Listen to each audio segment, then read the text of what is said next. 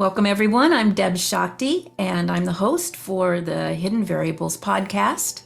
And today's episode will feature a wonderful friend of mine and someone who I think you're going to find super inspiring. His name is Josh Rutledge. And Josh has been a co-host of the Convergence Enigma for 4 years, his own podcast, delving into the mysteries of the unknown. He's also captivated audiences as the host of Astral Stew for 3 years, exploring the unexplained with 2 other friends.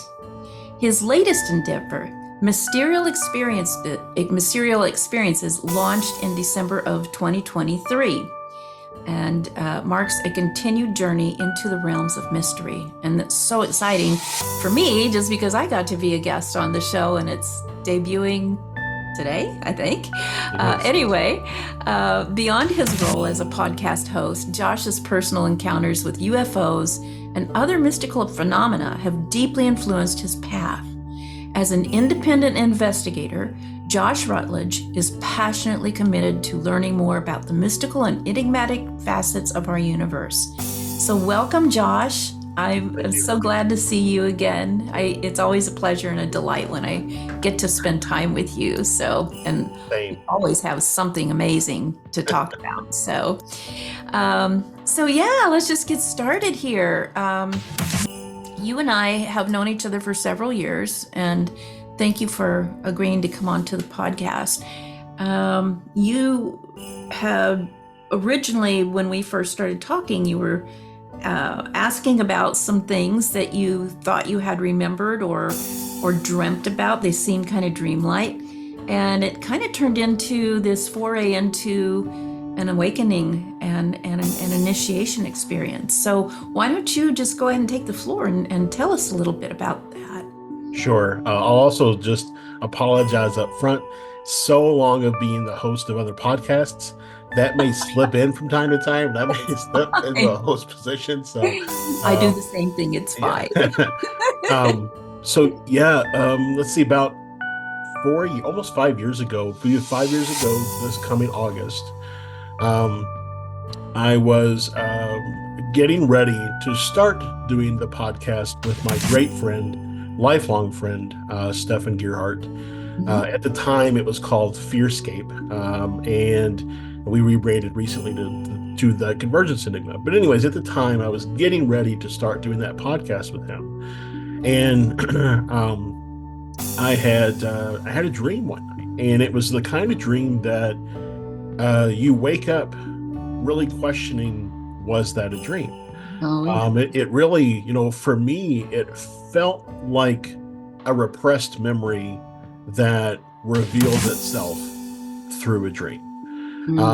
And so in my dream, number one, I found out recently, if you've ever done the DNA thing with Ancestry, they have added a functionality now, and they tell you certain traits about yourself based on your DNA. And one of those traits tells me that I have a DNA marker that means that I will more than likely remember my dreams. So I had no idea that they could tell that from DNA. So that's really interesting. But because of that, I guess I have always had the ability to remember my dreams in great detail.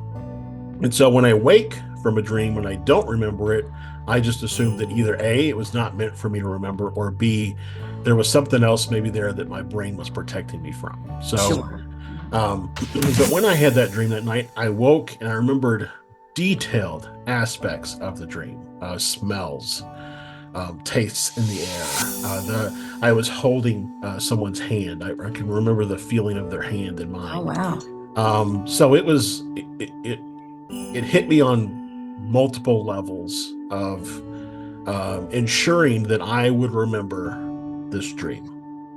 Even now, almost like I said, 5 years forward, I can still remember every little piece in detail. But in the dream, I was at my grandparents' farm, which was in Kentucky, and I was standing in the front field of their farm, and above me hovered a craft that have you ever seen the image of the craft from the 1947 Phoenix Mhm. Arizona, where it's got Yes. that little notch in the back. Yes. That's exactly what it looked like, but instead looking from the bottom straight up at me. Up. Yeah. Wow. Um, Wow.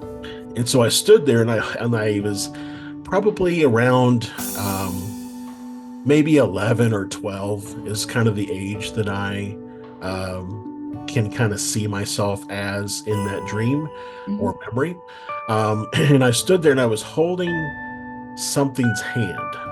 At the time when I remember the dream, I couldn't see the thing's face. Now, I've since done some meditation, hypnosis work with a friend to the point that now I can see that the face is like a starry field. It has not a Mhm. face like you and I. It's just like looking into the cosmos, if you will. Yeah.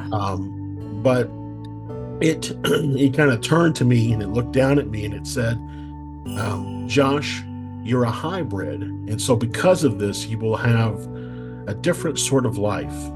And and then I woke from the dream. But Wow. that's that's really what set me. 2 weeks before I started recording a podcast that has since led into so many other things. And of course, looking back on it, it really does feel like it was an awakening or an initiation of sorts. Yeah. Oh yeah, I have no doubt. And it's so funny because we have so many parallel things, you and I. And I just have to say, as a quantum hypnotherapist, working with thousands of experiencers, that's a really similar scenario to many people. Now, not all the same details, but that just the feeling state. Mhm. Those of you who are watching this, if you were following along with him in your mind, you had a feeling state, and it probably feels familiar. And I do have to say, those of you who are watching, there's no coincidence that you're watching this one. This has some information for you. And it may even be, an activating or a catalyzing event. So, yeah, be interested to see what happens because your energy does come through in those words. I will say that, the main beings that I channel who actually manifest physically, sometimes in my sessions, and that's how they showed up the first time, they had that. It was kind of like that black, transparent, glassy exterior, and then when you look at them, you can see kind of like moving light or galaxies or universes within them, like you said, the cosmos. So I've had that experience too, and it's quite moving. So anyway, fast forward, you had this experience. Mhm. What happened next?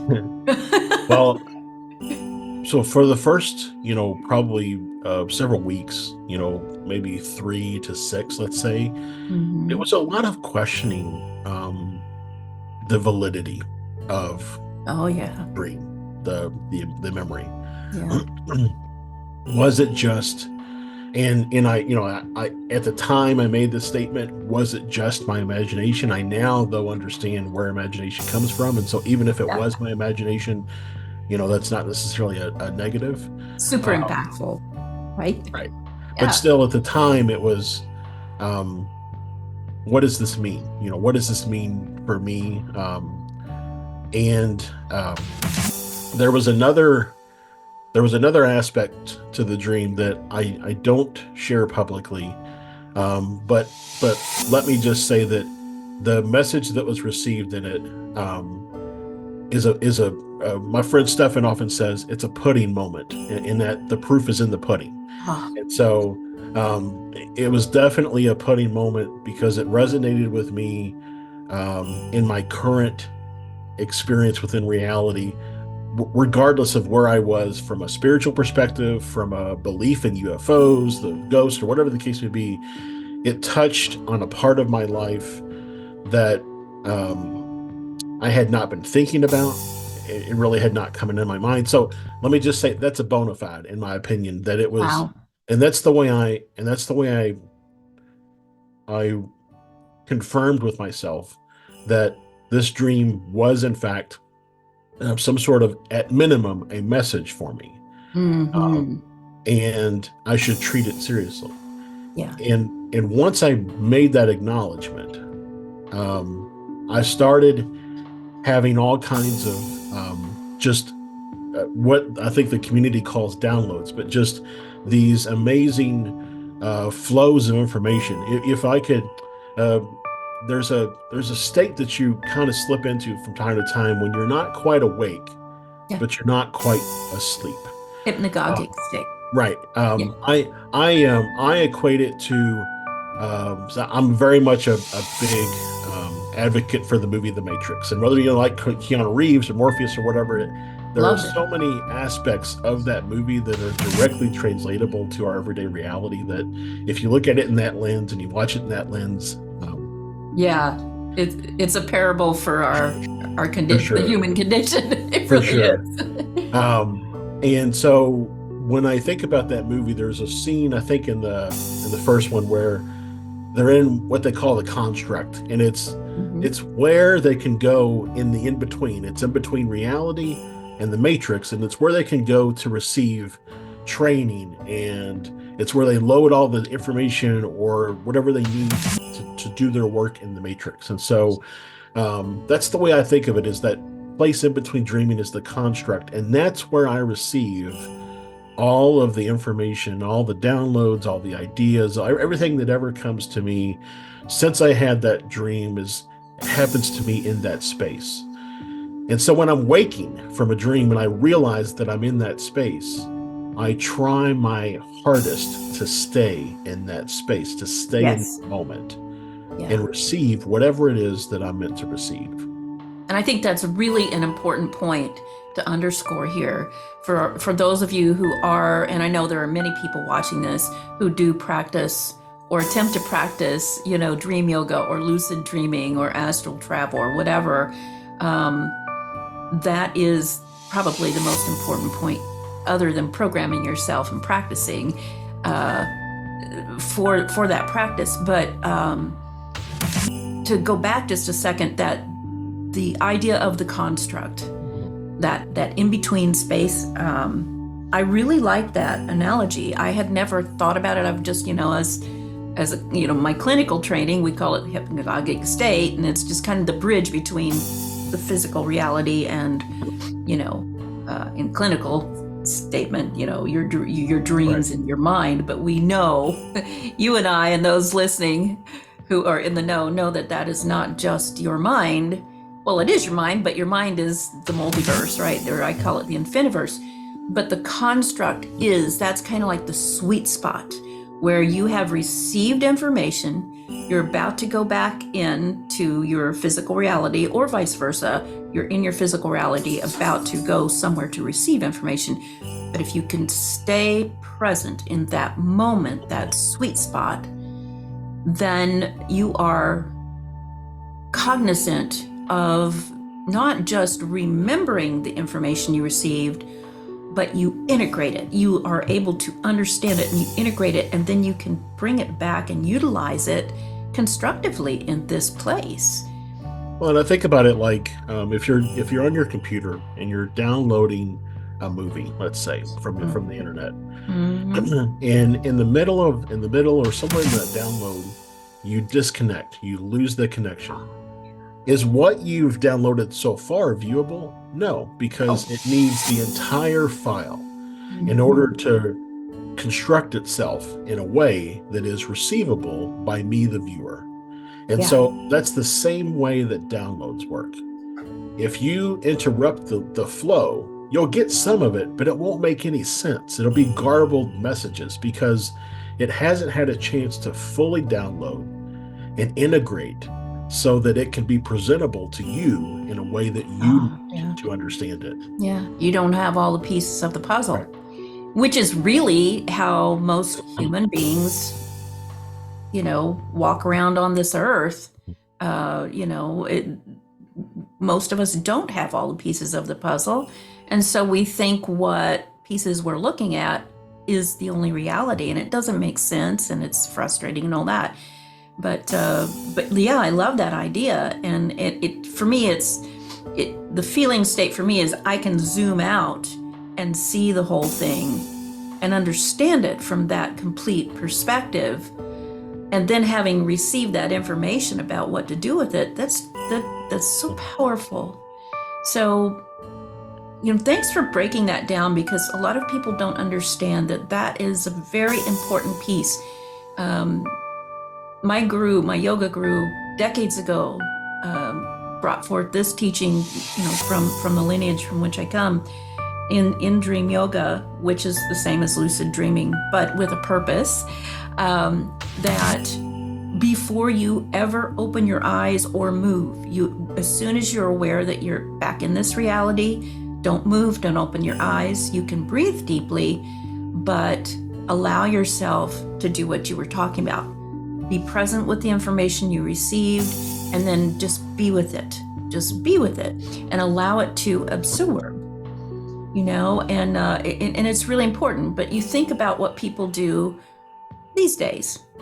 They, usually they wake with a loud alarm that startles them right out of that place anyway. And if they don't, they pop their eyes open, and then they do one of two things. They either bemoan the fact that they have to go through everything they normally go through every day, or, and this is really regrettable, they sleep with their phone really close by, so they reach over, get their phone or their iPad or their laptop, and start letting the world in before they ever get to savor and fully upload in their own being that really important information that they spent the whole night gathering, Right.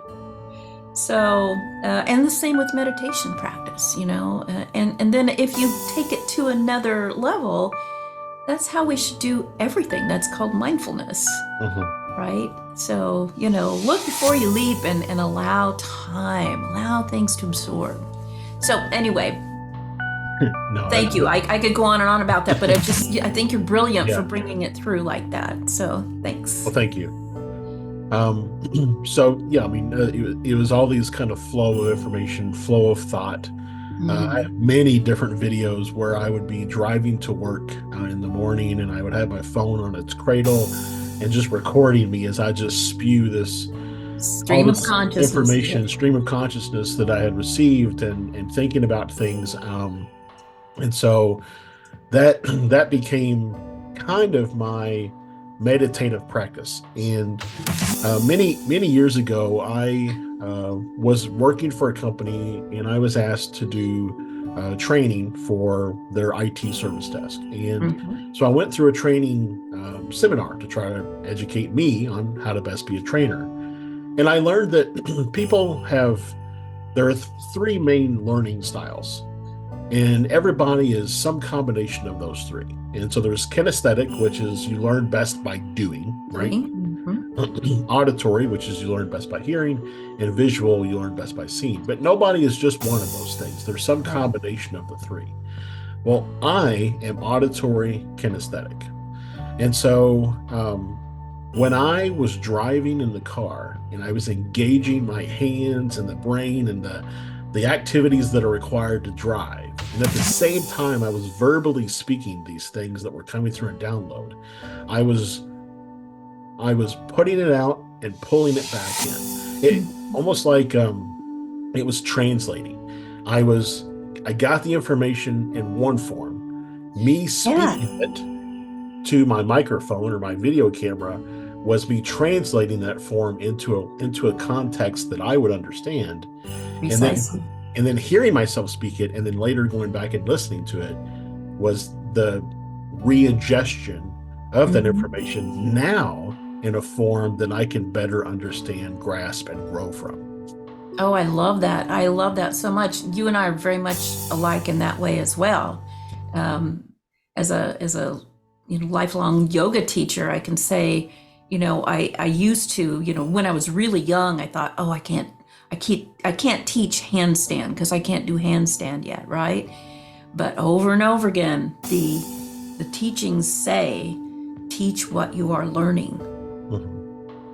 Teach what you're trying to learn, not just what you have learned, because we're all evolving, and that's how you learn to the fullest degree, is to literally teach while you're learning.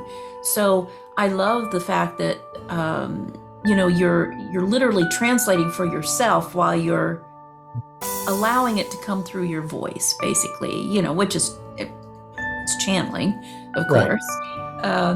And those of you who are watching, probably, if you know me, I channel and I don't remember most of it or any of it, and so I'll have to after an event, for instance. I'll have to go back and watch the recordings so I can get the information that you were given.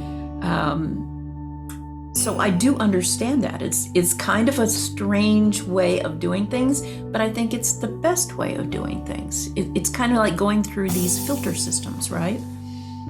And so it's funny because in the telling of that little piece of information there around the driving and the reciting as a meditative practice.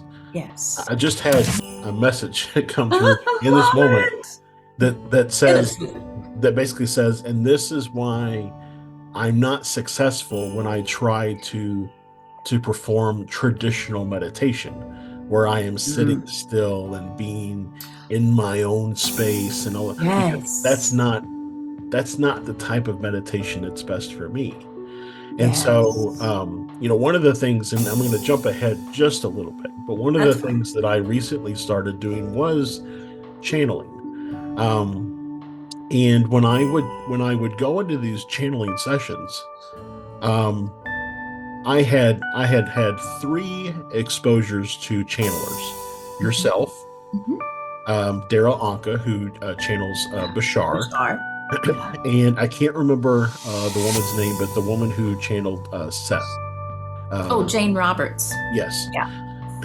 And so when I went into my channeling, I was using those three individuals as a blueprint for what my channeling experience would be.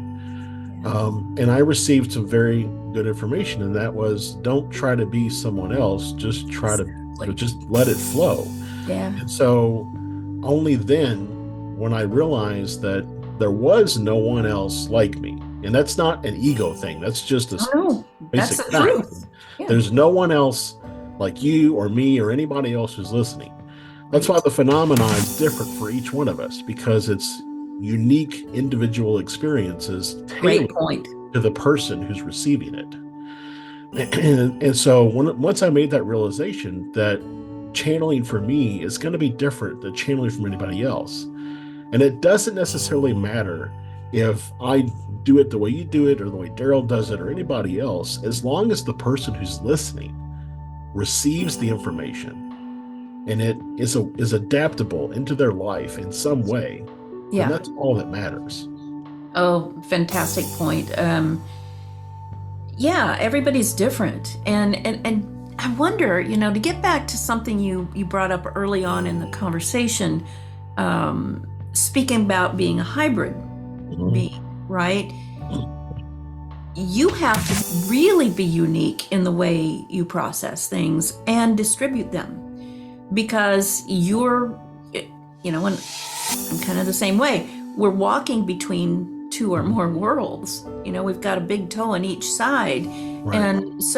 And the frequency difference between the two is so vast that there has to be some sort of like step down transformation process, so that you can filter from that high level information into something that will relate to someone walking around in a very dense, slow moving, rigid physical construct.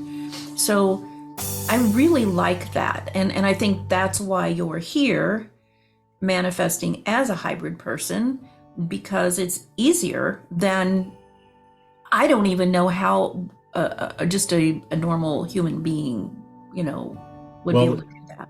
And it's really, I went around. So we'll spend just a little bit of time talking about my process of how I handled the idea of being a hybrid. I'd love that, because a lot of people want to know. So,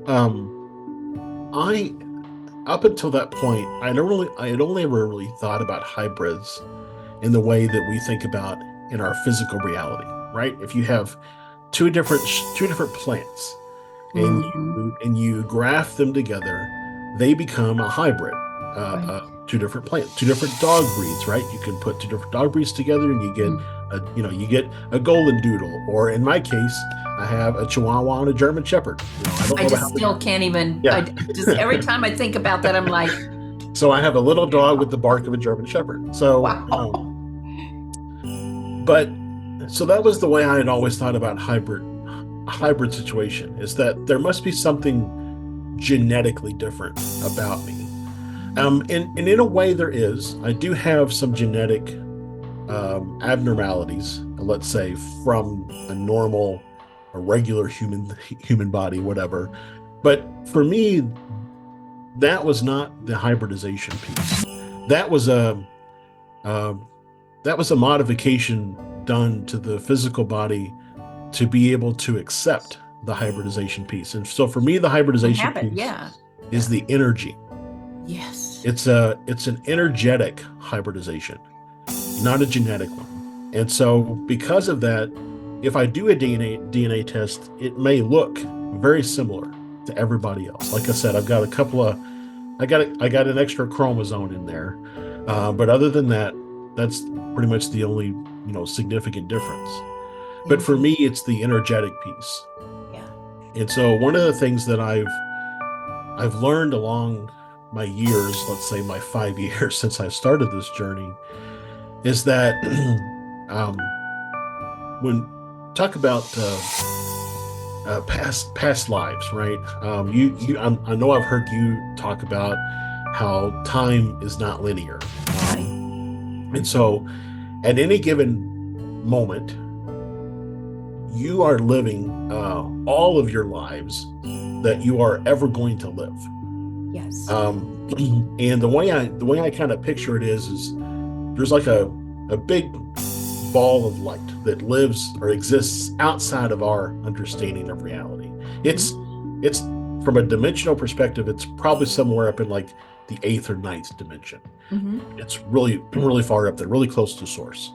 And so it has tendrils, if you will, that come down. And those tendrils go into the back of the head and connect with the seat of consciousness. It's called a seat of consciousness because it's a pilot that's sitting there, navigating you around. And so, because of that, all those little tendrils that are coming out and connecting with all of your lifetimes and experiencing all that those lifetimes have to experience. A lot of times, the downloads that you receive are not necessarily from another entity species, or they could be. It could be a part of you. But it's a pull down from some other aspect of existence that you are presently living. Mm-hmm. And so that's why you may have a dream where you're a detective in Detroit when you've never even been to Detroit. Exactly. Or you may have a dream where you're a mouse living on a distant planet. Yeah. It's because you're pulling down when you dream at night. You're connecting back to your soul source, and you're accessing all those different pieces. Yeah. So for me, the energetic hybrid piece is that there's only one tendril from my higher self to me. To you, yeah. And so that's where the energetic hybridization comes into play. It's really interesting. I was visiting your TikTok channel today because I haven't been there for a couple weeks. It takes, I've got a lot going on and it takes me forever to catch up with everybody else's stuff, but I love your channel. Well, and you touched on that concept, but you really expanded on it just now. And it's funny because when I was visiting that page and heard you talk about, you living all of your lives at once, my comment, I think, was great post, really thought-provoking, keep going with this. And you just expanded that idea by 1,000%. And it's really thought-provoking. And I really encourage everybody to give that some personal thought about if that could be true, and I believe it is the truth, how have you had some experiences of feeling the way that is? Because if you go back in your memories or your dreams, you can literally feel that access coming in, the connections coming in. So I love that concept. And we were talking a little bit earlier about the construct, and so when you're in the construct, you can actively perceive those other existences. Yes. Right? You can follow the line from the who you are right now up and then back down somewhere else. Yeah. You can actively perceive it. So you may be working through trauma, right? You may be working through trauma in this lifetime that isn't applicable to this lifetime. Right. But it's applicable somewhere else. Absolutely. It wasn't able to be processed there, so it's being processed here. Yeah. So just when you realize that all of those different interactions are all different points of information that you can use to incorporate into your life to make your life really whatever you need it to be. Absolutely. That's the whole basis of the quantum hypnosis thing. The quantum hypnotherapy, we go in and you access whatever, and we don't even specify which one. Right. We say the one that is most appropriate for what we're here today. We go in and look at that and grab the information, and it's so powerful. But to bring it into the context of the dream state or the meditation state or whatever, it's all the same. When you think about that, all those three things I just mentioned are when you're in the theta state, the flow state. So it's the same brainwave activity that happens to allow your physical brain to relax enough so that you can realize you're accessing. Mm-hmm. You're always accessing, you're just not aware.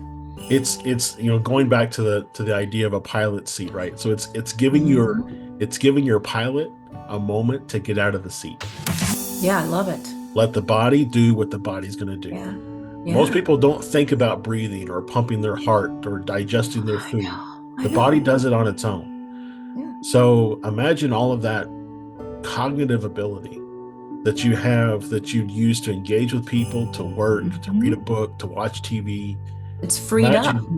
Focusing all of that on interacting with your other selves. And what information could you learn, could you glean from those? Anything you want, as you know. These are such great concepts, Josh, amazing concepts. And I have to ask you, where do you want to go from here with all of this? Like, you have really, I've known you, 4 or 5 years? Mm-hmm. And you have expanded so fast and accelerated in your learning, and you don't just learn it, you just turn right around and start using it.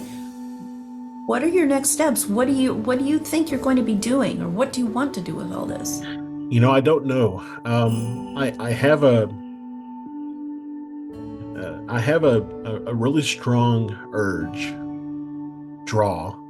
calling, if you will, to convey this, to spread it as much as possible, which is, I think, why I am so drawn to the idea of podcasts, and that it gives me an opportunity to when I host a guest, right, like yourself or anybody else, and we get into those deep conversations around the phenomena of UFOs and ghosts and Bigfoot and everything else, and their experiences they have, to be able to use that as a catalyst, to then propel the conversation even deeper into some of these things that we've talked about here today. Mm-hmm. And so, I think, bottom line, where do I want to go? I want to be able to spread this information. That's what I feel like I'm here to do, is to convey this information, to cause people to think beyond the limitations of their design.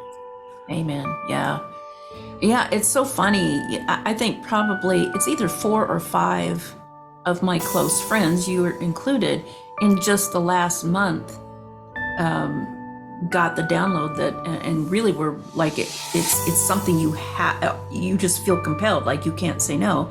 Got the clarion call to start a podcast or a radio show, and several of them have no experience with talking to the public or anything, or how to use this equipment or anything, but they're doing it because it's almost like there's something been switched on. So it tells me there's always information flowing in, right? But right now it's really, really important. It's galvanizing people, and they're supposed to be hearing it. And this is such a great way to disseminate that information. Faster than writing a book even, Yeah, it really is. And it's faster than writing a book. And it's also the thing that so the part in me that I think is triggered to swap more than anything else is the idea that there's a capitalistic need to sell the information that I'm receiving, right? Yeah. That I have to put it in a book to sell it. Yeah. I have to put it in a movie to sell it. I have to put it in a TV show to sell it. I have to get a speaking engagement and sell tickets, right? That there's that capitalistic idea of, in order for my ideas to be valuable, there has to be an exchange of monetary value. Right. But what I've really realized is that in order for my ideas to be valuable, there has to be an energetic exchange. Absolutely. And that energy can be an in any way, shape, or form, right? Yeah. And so being on a podcast, your podcast, anybody else's, hosting people on mine, there's no cost to that. Anybody who needs to hear it can hear it. Right. Like you said at the beginning of the call, beginning of the show, those who are listening now, or who will listen 10 minutes from now, or an hour from now, or 2 years from now, need to hear this information. And you're here on purpose. Out there in posterity, right? So, yeah. In perpetuity, at least. Until this technology moves on. But I agree with you. That the monetary exchange idea has been a good one. The financial exchange, or even bartering back in the olden times, and starting to kind of come back a little bit. But that's part of the old Earth human paradigm. And you and I and all the people who are like the light workers, or I don't want to put us above anybody or put labels, but those of us who have been given a call to do this work, to work their purpose, and are actually doing it, that is, it's in the service of bringing about a new paradigm. And part of that new paradigm is, if everyone has what they need, true abundance, right, to do what they need to do, there is no need for material exchange. It's all about energy. Yeah, and to that end, I think there's a need for a shift in understanding what one needs.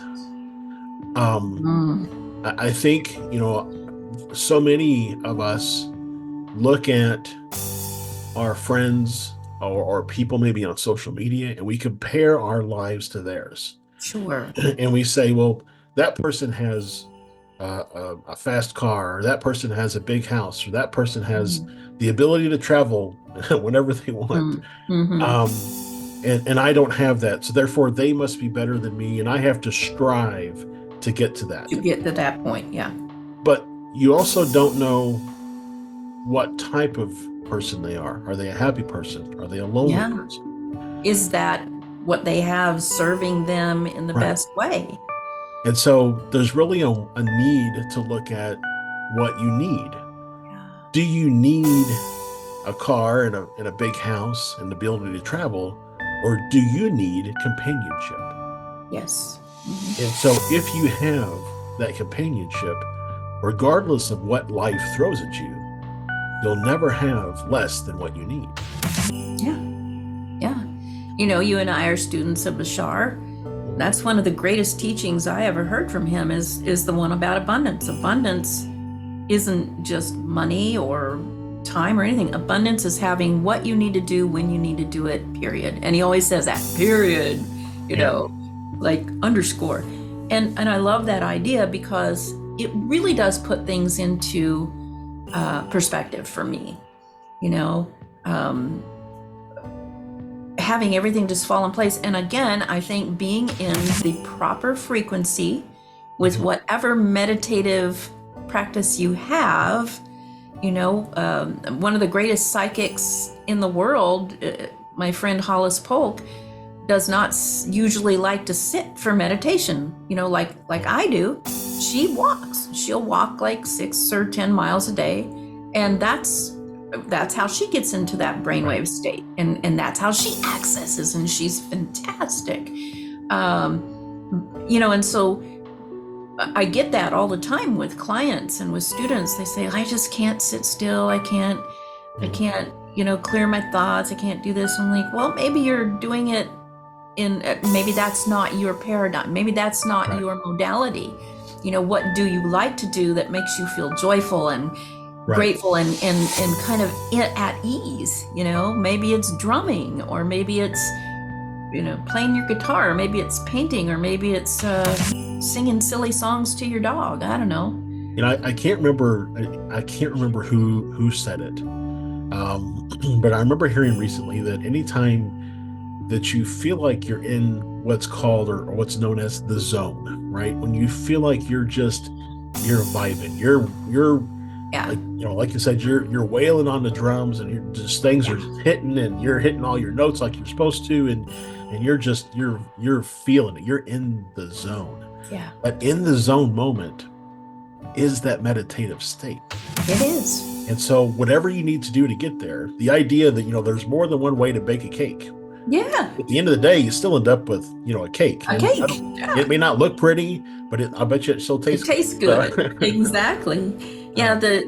All of the, I think you know this about me. I've been taking a lot of advanced coursework for the last couple of years in neuroscience.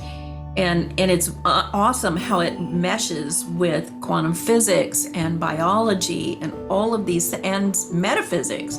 But all of these sciences and arts say this kind of the same thing.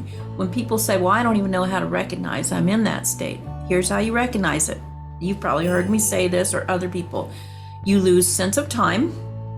You lose sense of your own body. Like, you might forget to eat lunch if you're having a good time drumming, right? And you lose sense of the distractions of the environment around you. You're reading a super great book and you're really entranced in it, and you forgot to eat your lunch because it's so good. And finally somebody, hits you on the shoulder and says, hey, the fire alarm is going off. Are you not hearing that? You're in the flow state. Oh, when you recognize you're in there, and if you can consciously like programming yourself to lucid dream and be in the construct and stay in the construct when you're receiving that information, it's the same kind of practice. If you can consciously start to recognize that you're in the flow state, that's when you talk about to yourself, what are your intentions, or what are your desires, or what's the problem you're trying to solve. And that's that singular access point, that line, that tendril. I call it it's an open channel to universal consciousness or something. So whatever, it's the main line. Then you can start using it, and that's when you start to really accelerate in your own life, in your own potential and everything. That's what you are doing. And that's where I think you start to experience synchronicities. Oh yes, yeah. Because it's a guidepost. They are. They're the markers on the roadmap, aren't they? Yeah. And so, and what really got me is I started recently working towards my degree in psychology, and I was not familiar previously, but Carl Jung invented, or rather coined the phrase. Let's say, I don't think he invented, but he coined the phrase synchronicity. Right. And so, synchronicity is not a mystical, metaphysical word. It scientific is term. A scientific term. Yeah. And so to not believe in synchronicity is to not believe in cell division. Yeah. Um, and so, if maybe that helps some of you who are questioning how Mm. far down the rabbit hole you want to go, realize that when you experience synchronicity, A that's as validation point. mainstream as you can get Yeah. when it comes to this kind of stuff, and that is a validation that you are on the right path. I think the important part to remember, though, is that we are not humans are not singular entities. We are meant to interact with each other. Right. Something I've recently kind of had come to me was, when you have cells in the body that are not doing what they're supposed to do, right? They're working against what they're designed to do, and they Mhm. start bumping into other cells. They spread that want or that That issue of discord. not doing what Yeah. they're supposed to do. And when that happens, you end up a lot of times. I think those are often referred to as cancerous cells, and so Right. so The then the zombie body, cells. right? Yeah. The body becomes out of balance, out of harmony. But when some of those cells are able to be reprogrammed with some of the new technologies and advancements in medical that we have, then they start to work again as the cell is supposed to work, and the body begins to go back into a harmonious state. Mm-hmm. If you take that and you apply it to people, when a person is low vibration and they're working against what they're intended to be doing, they're working against their purpose. Whenever they bump into other humans, guess what? That low vibration spreads and other humans Ah, around them start to become low vibrational. yeah. But then when they have an awakening experience, whether that be they see a UFO, they see a ghost, they have a stream of synchronicities, it Mm-hmm. puts them back in flow. It puts them back on the path they're supposed to be on.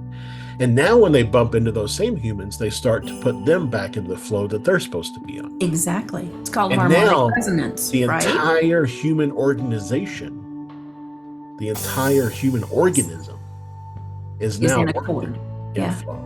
It's in accord. And I think that's what I know that's what my purpose is here. Hmm. All the things I do, those are just little strategies for the purpose. But I Right. really think at this old age, I'm finally figuring out that's what my purpose is to help people learn how to come into a state of accord so that, it's the 100-month monkey effect. It's a viral thing. Energy affects energy.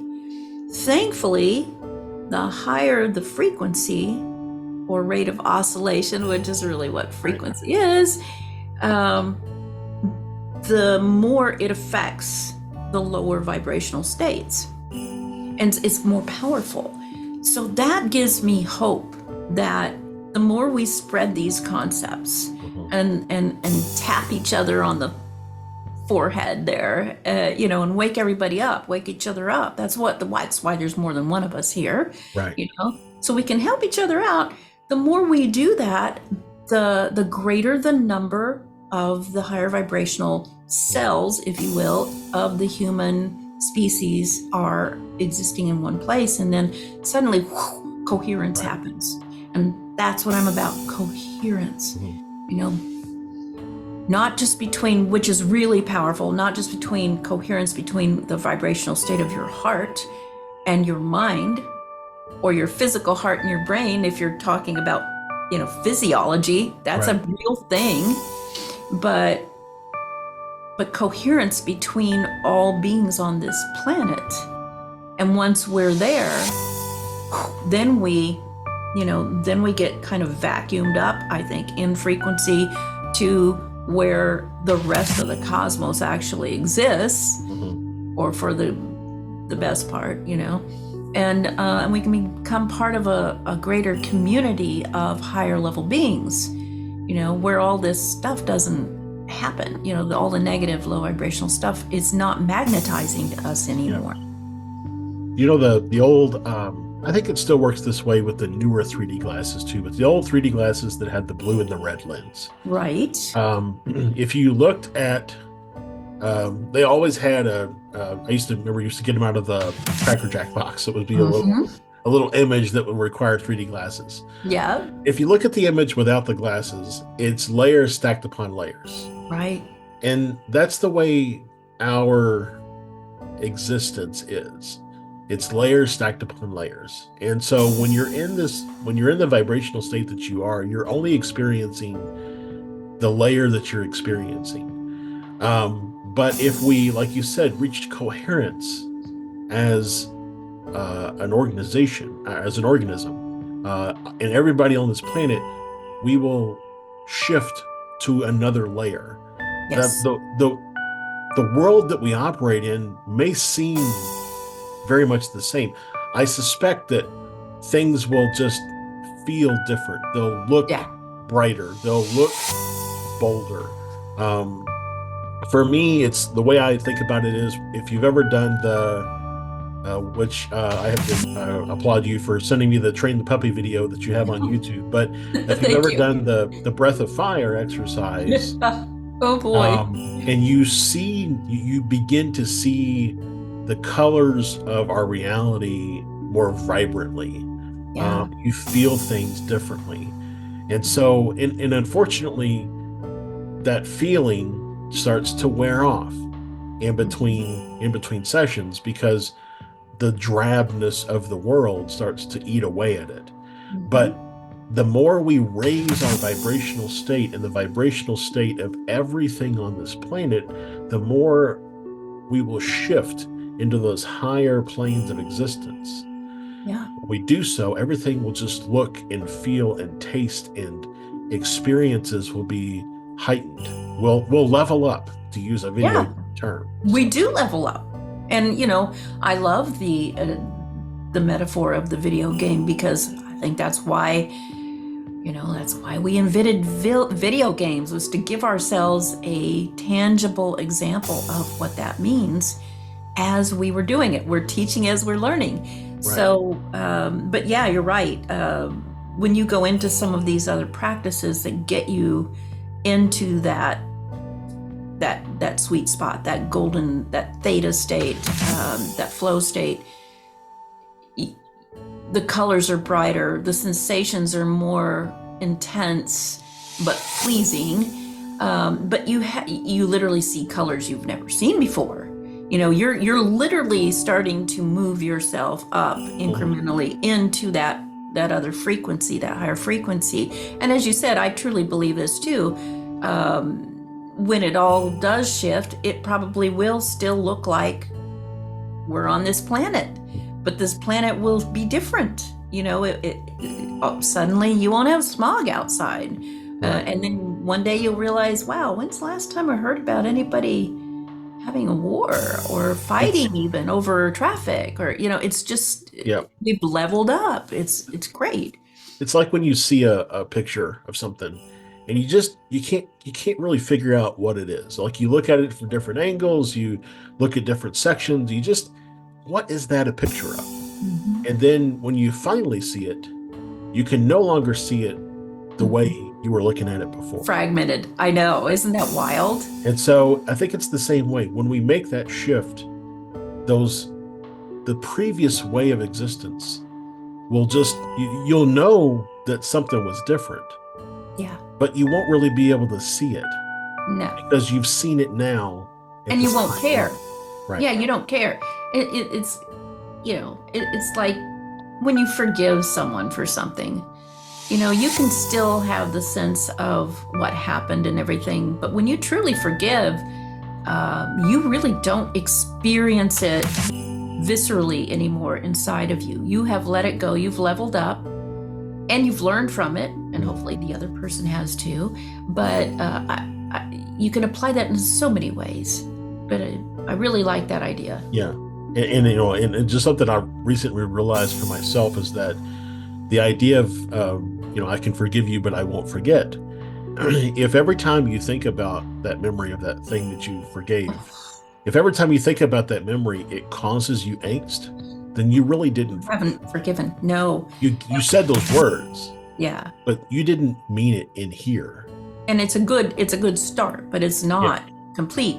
we know this, as I was saying, with the neuroscience studies I've been doing, and I've always been deep into the biology and the physiology part, but we know there are so many meta-analyses. We're not even just talking about a few pieces of research, meta-analyses of hundreds of thousands of pieces of research that show when you think of something, especially if it's something that's very emotionally charged, that let's just take something that you thought you had forgiven, and then that memory comes back and you're starting to think about it again, your body and brain do not, and your endocrine system do not know the difference between it happening when it first happened, Right. and when it's in your memory.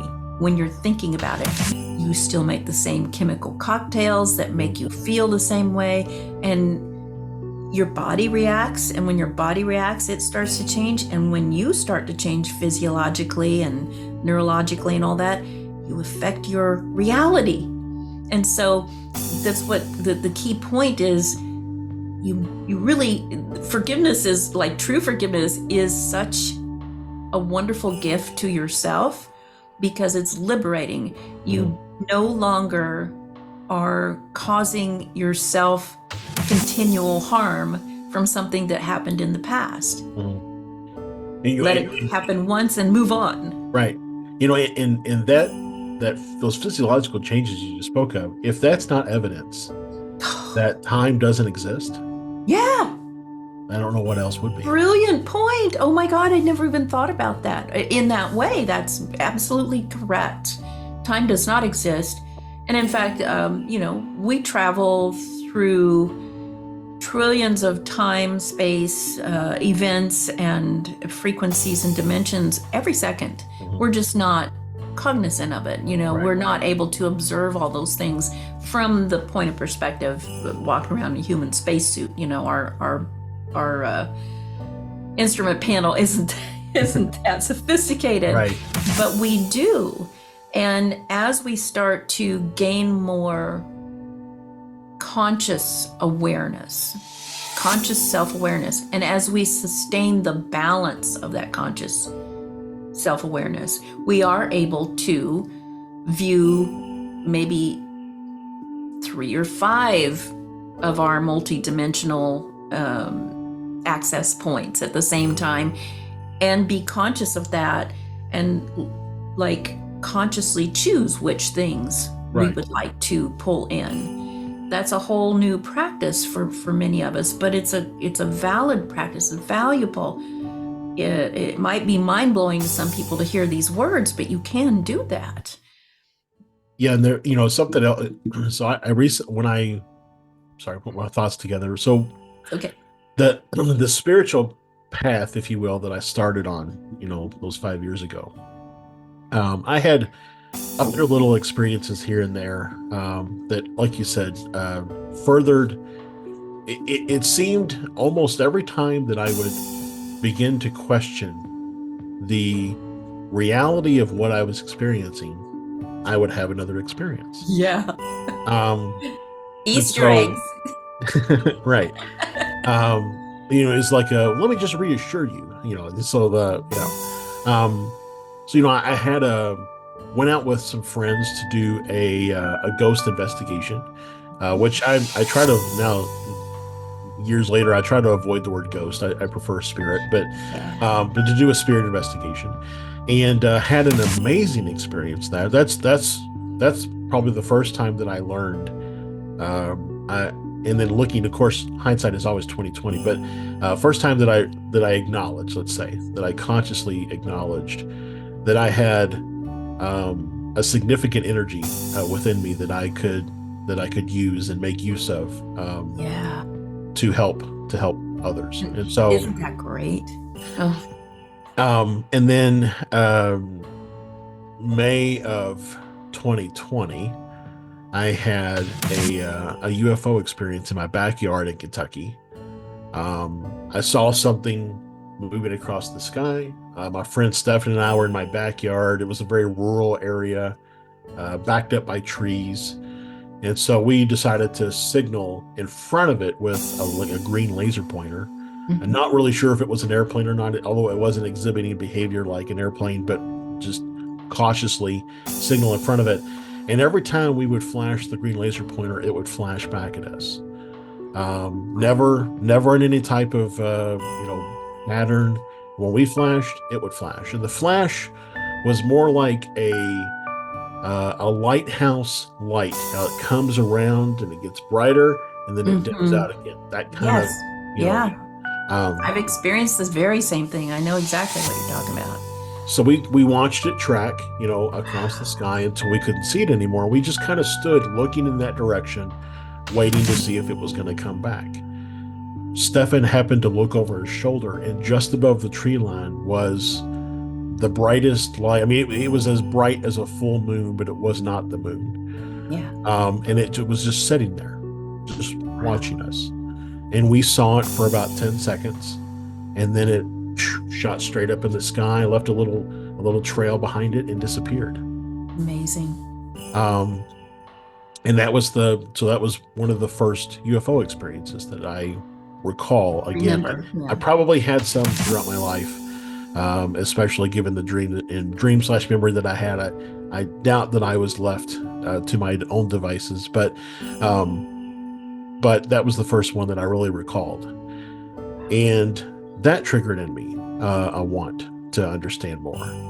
Um, and so each time the experience with the phenomena occurred, it re-engaged me on the topic. And not, I mean, I read so many books, watched so many documentaries, watched so many TV shows. I mean, it seems like a lot lately now when I watch a documentary or a TV show, I find myself looking at it and saying, well, this is all the same information I already know. um, Yeah. but it is sometimes a different spin on it. The one that is Jeremy Corbell that's on Mhm. Tubi, that's Yeah. really good. It's a lot of Very good. Yeah. good information, good thought around it. And then Sev Talk just did one that's on Hulu. I can't remember the name of it right off the top of my head, but that was really good too. Mhm. So, but it's just the continuing, want to understand more. And each time, there was a download of sorts that was included with it, which included all kinds of memories, or not memories, but thoughts and ideas around concepts that, like the entity that's in the seventh dimension or eighth dimension that has tendrils, that all came from a download. There's this multitude of things that continue to come through. And so I've had other experiences since then, synchronicities. Can I share a couple of I would. pictures? Yeah, I was just going to ask. I knew had brought some with you. I would Yeah. love that. Please go right ahead. Yeah, let me. Do I need to give you permission? I always forget how to do this. I have the link. They have the button, so I think we should be fine. Okay, go right ahead. So this first one here is a spirit that I was on a spirit investigation with some friends. Sorry, my computer is for some reason taking a long time to open this picture. But for me, it's as plain as day. I see a boy standing here, or a child of some sort, with like a striped sweater on its overalls. I don't know if you see that or not. I still just see the Oh, maybe I need the to pictures. Yeah, change my the share. thumbnails. Yeah, Okay, sorry. Zoom is fickle about how you share things. I know. And it's an energy eater too, so it'll take up all of the energy from your laptop or whatever. There you go. So you should see it now. Yeah, it's so clear to me. Isn't that something? So I took one picture the entire 5 hours that I was at this location. And this is the one picture that I took. Yeah. Now there's no coincidence there. Let's talk about synchronicity. And the idea here is whenever we think about spirit, I think a lot of us think about wispy, glowy Yeah. entities and things. You can see Mhm. through it. It's, you can kind of make, this looks like a flesh and blood, you and me, Yeah, right? that's And so the a good point. idea for me is that, you know, we we put our own limitations on the experiences that we have. Mhm. If you set out to have, let's say you go out and you with from friends and you want to do a CE5, and you set the expectation that I'm going to see an orb, then that's Mhm. all you're looking for. Mhm. But if you And set the expectation that I'm going to see whatever I'm going to see, and you're open to whatever that should be, then I think your experiences will be vastly different. yeah, that's a really good thing to bring up because we don't want to limit ourselves, do we? Be open-ended. Don't be attached to just one thing because that's nothing tells me more that concept of you create your reality with your focus than that. Right.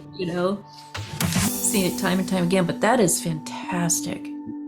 Wow. So the another one that I had was while I was doing the Fearscape podcast with my friend Stefan. I had we had someone that emailed us claiming to be someone of note as a part of the uh, Alan Greenfield book, uh, The Secret Cipher of the UFOs. Hmm. And as things continued, we got Halloween night 2022. No, 21, sorry. I was sleeping and I was awoken and I saw a woman in white standing at the foot of my bed with just these tentacles of light going Wow. all around the room. Um, my friend Stefan, that same night, had a dream that he had actually fallen asleep on the couch. He had a dream that he floated off of the couch, and then he got scared and he fell back down. Oh, wow. Within we woke up that morning. We shared those experiences with each other. We got an email from this person who was emailing us, and in the email it said, "I tried to appear to you last night. Josh, I tried to appear to you as a person in white standing at the foot of your bed. And Stefan, I tried to lift you off of your couch, but you got scared, so I put you back down." Wow. I've So that got chill person, bumps. Oh. so that person sent a physical letter in December of 22, right? No, 21. Sorry, I got my Mhm. dates up. December 21. And in that physical letter, he said that he had been he had died, and he instructed his courier to send this physical letter to us. Oh my goodness. And so in the physical letter, there was a lot of information, but one of the key pieces was that he had really developed a friendship with me over the time of interacting, and that he would appear to me as an elephant Cool. in the astral Yeah. plane. Okay. Hmm. So we made the move out here. Again, really felt called to Phoenix. Moved the family out here in the spring or June of 22. I was walking out to get the mail one day, and this was in the sky. Oh, now it's gonna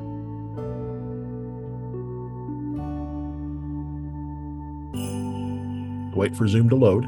This was in the sky, which to Mind me, blowing. this looks like Babar the elephant. It does look like Babar. I mean, that was my first thought. Whimsical, cute, Yeah. very identifiable. Wow. So again, synchronicity. Oh my gosh. Now, I also, the move to Phoenix for me and my family felt like a turning point for me and my journey. And I will admit that since being here in Phoenix, I have received significantly more information. My want to do the podcast has increased. My TikTok Hmm. channel has increased. My posts on social media have increased. Um, and so I definitely felt for a lack of better term, a a change in who I was. On that same day that I saw the elephant, I saw this. Again, we're going to wait for it to Oh, wow. Butterfly. butterfly. Transformation, metamorphosis. Yep. Right over the house. Right over my house. Yep. Wow. That's fantastic. Yeah. Yeah. So synchronicity, validation. Is again, perfect. I think though it's the willingness to look for clues or insights beyond my expectations of what those would manifest as. Right? Yes. Sometimes I think we look for things that are far too tangible. And we probably miss a lot of things that are right in front of us, showing us that we're on the right path. Yeah. I had, so about a year later, I felt a presence in my daughter's room. So I have a thermal camera that hooks into a smartphone. And I went into my daughter's room and I took a picture. And I actually took a picture because I was just trying to gauge how much heat was actually coming in through her window in her room. But then I caught this standing in front of her. Wow. Wow. And so for anybody who may be With concerned, eyes and everything. yeah, the comparison is this is the window on a different day at the same time in the same conditions. And so there is no, you can clearly, when it loads, you can clearly make out there's nothing here. No. So again, same day, same conditions, but just, so there was definitely something that let itself be photographed in that moment. I love that. And I love that you said that let or allowed itself to be photographed, because,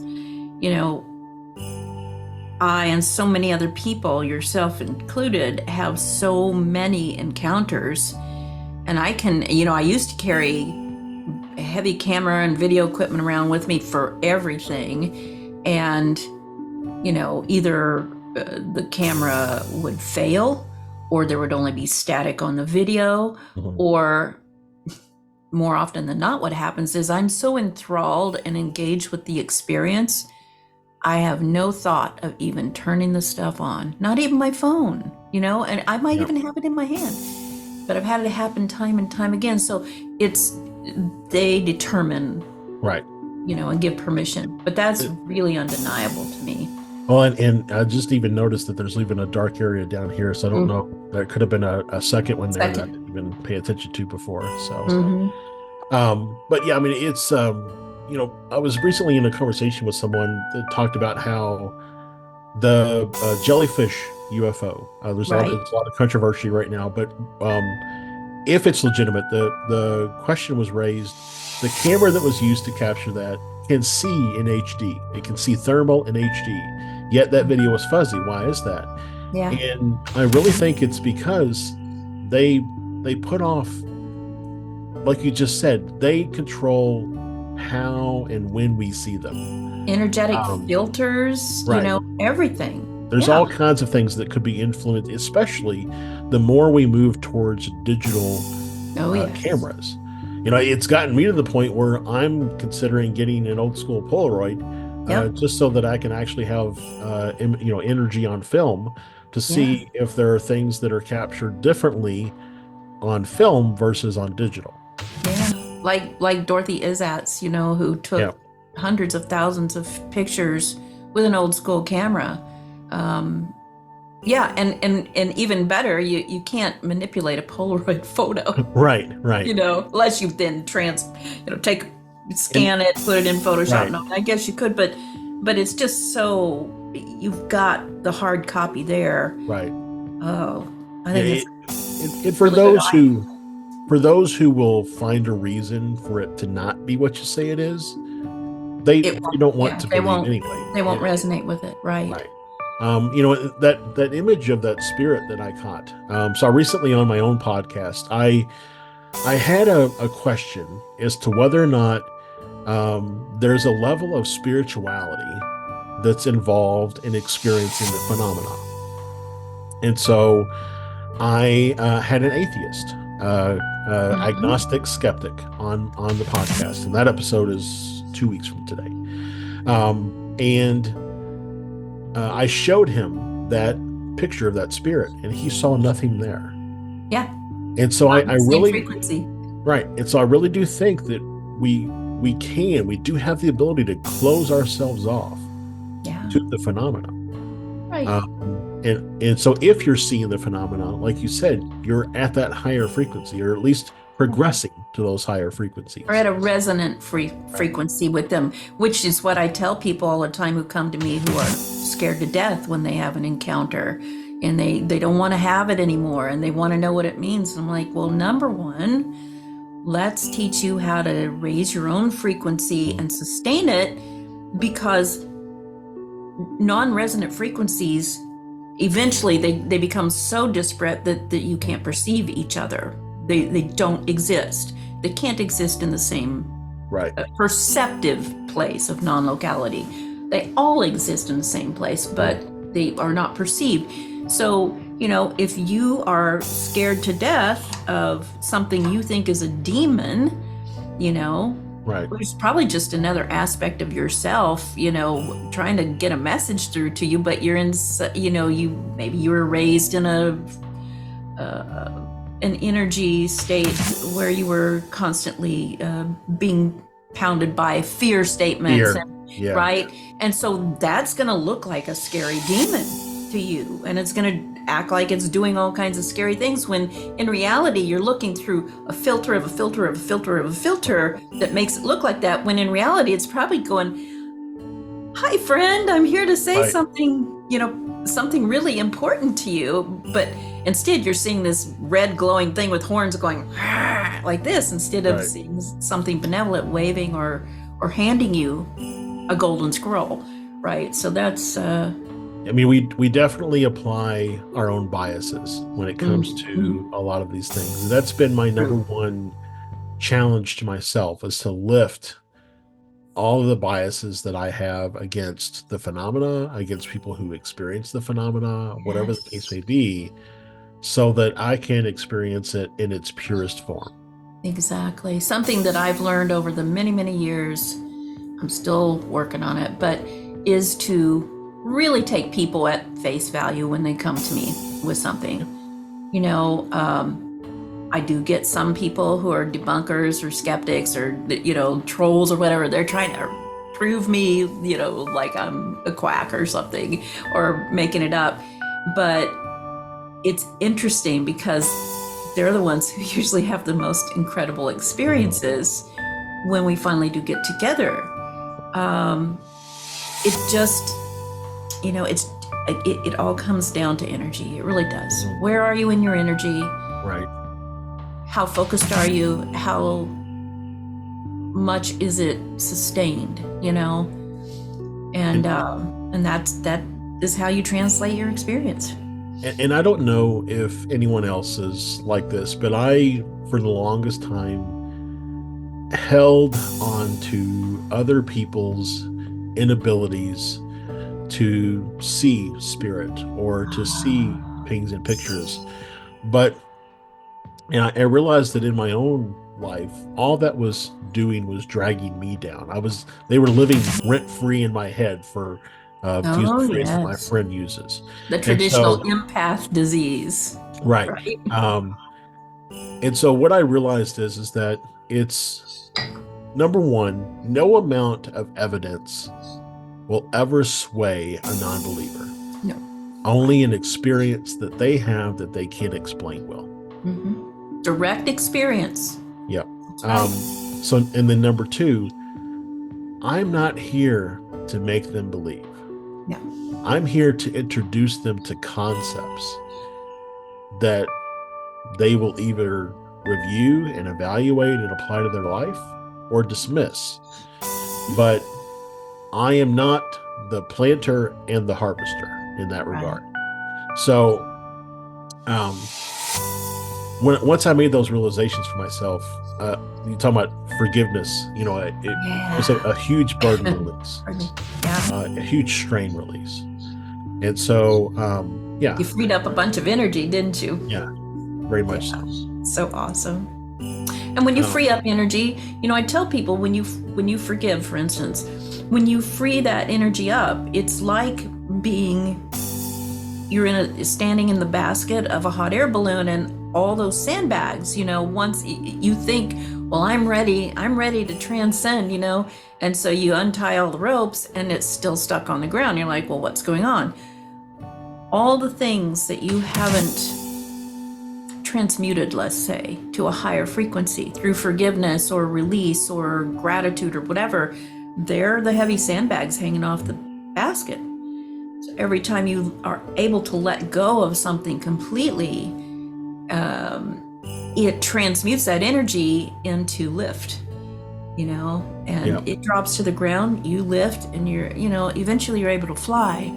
So I really like that. It is heavy energy. Well, and to go along with that a little bit, I think a lot of times we hold on to things that we wait for others. Oh yes. As a conversation, if you will, to our release, and that continues to hold us down, because although we may feel like we've moved past it, we're waiting for the other person to realize the error of their ways and to say they're sorry. So long as you're waiting for someone else, you haven't really let go. No. And that comes to mind, it brings to mind something else I saw on your TikTok channel not long ago, where you're talking about, disclosure, and people are waiting for, governments or military or somebody to to give us permission to actually believe that it's real, when in fact, none of that is relevant, and I think it has to be you. You and the phenomenon working together, so the phenomenon has to want to give you permission to, see that clearly too. But I truly believe that you and the phenomenon are one anyway, just different aspects. So when you come into coherence with that, whether it's spirit or ET or angelic or whatever, when you are in a similar or a resonant frequency as that, then boom, it comes together, and you can share that. You can know that. You can know that as a direct experience. And what other people say or do about it is irrelevant. It doesn't even matter. Right. I mean, if you're looking to an outside voice to acknowledge or to vindicate, if you will, some sort of experience that you had, then I don't think you're doing a very good job of processing through that experience that you had. was going to say, you haven't fully integrated the experience yourself. And I find at least in my experience, that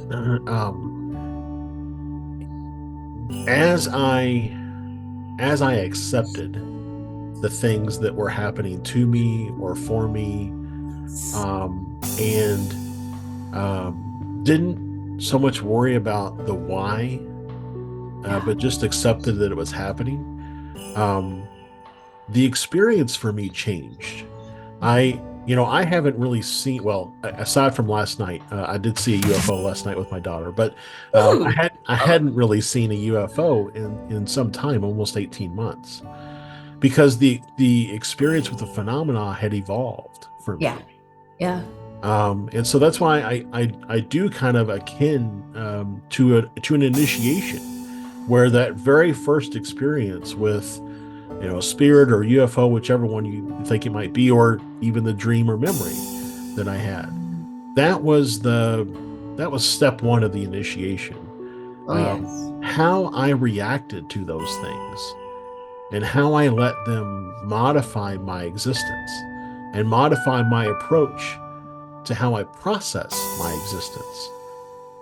Those were the indication to the phenomenon that I was ready for the next layer. I was ready for the next level. I was ready to advance in my understanding. Wow. And so the phenomena changes. It's really funny. Every time that I've seen a UFO since that night in my backyard, it's always with someone else. That's So interesting.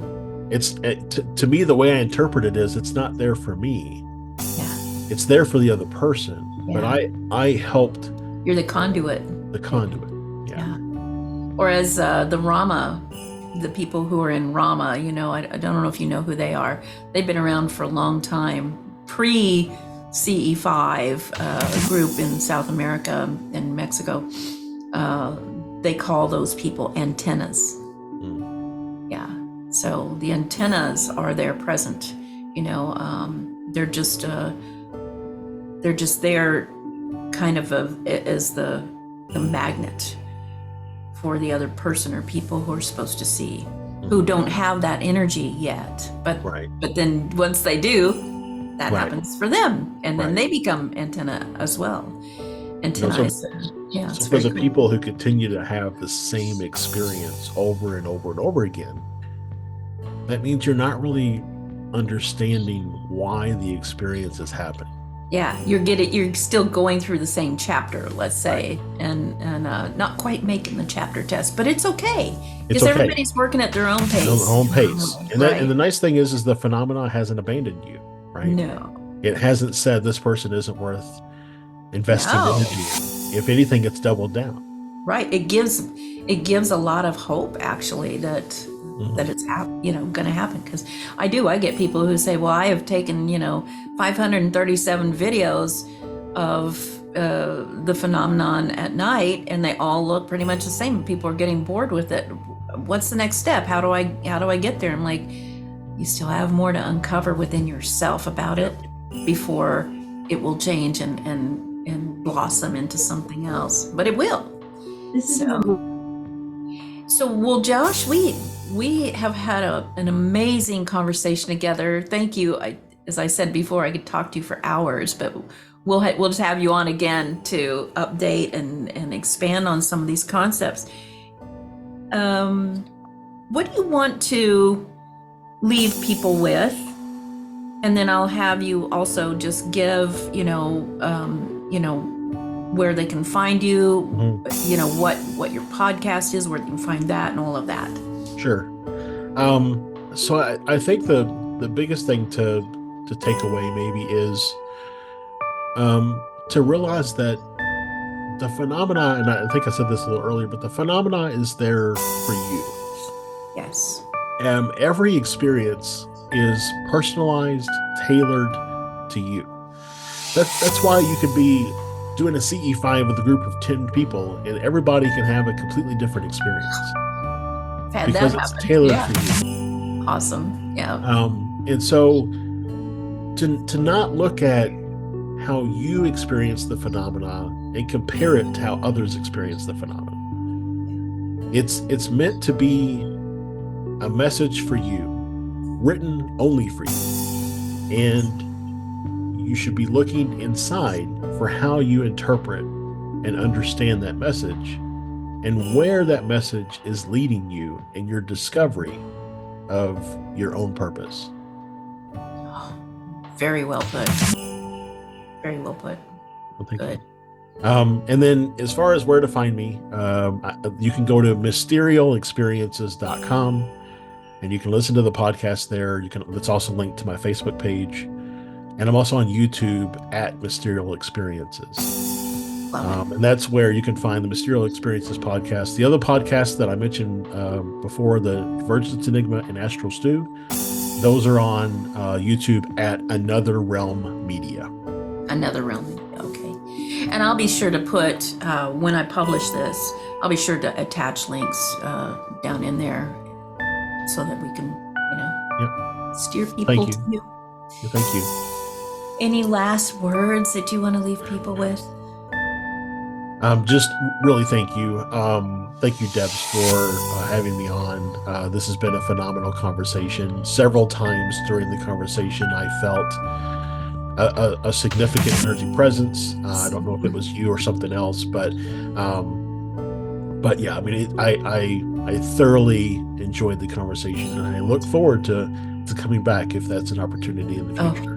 You can bet on it, my friend. And I can't wait to go and see these podcasts that you've already published, including the one I'm on. I even forgot what we talked about. I just keep going, and I never know what I'm saying when I'm doing it. So I'll go back and see what happens.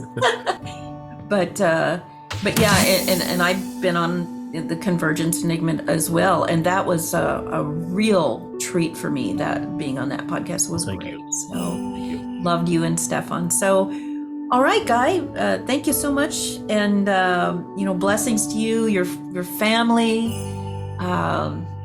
Congratulations on all of the transformations you've been making. You didn't even talk about your physical transformation, but that's been phenomenal. And I think it is connected to all of this energetically. And I just can't wait to see what you do next, because I know it's going to be great. And many, many, many good thoughts and prayers and energy coming your way for your continued education in psychology. This is going to be a really amazing piece of what you do. So thank you. Awesome.